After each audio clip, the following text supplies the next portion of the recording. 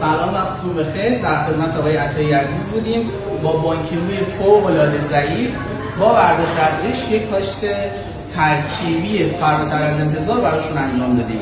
نظر خودتون چیه؟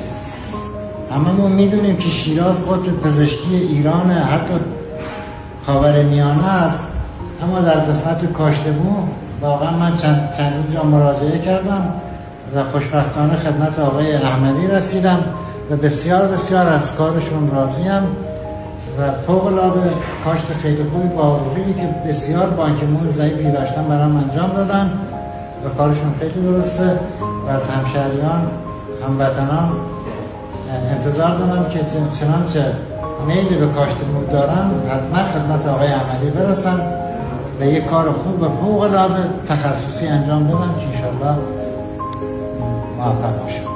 مبارکتون باشه. عزیز باشه.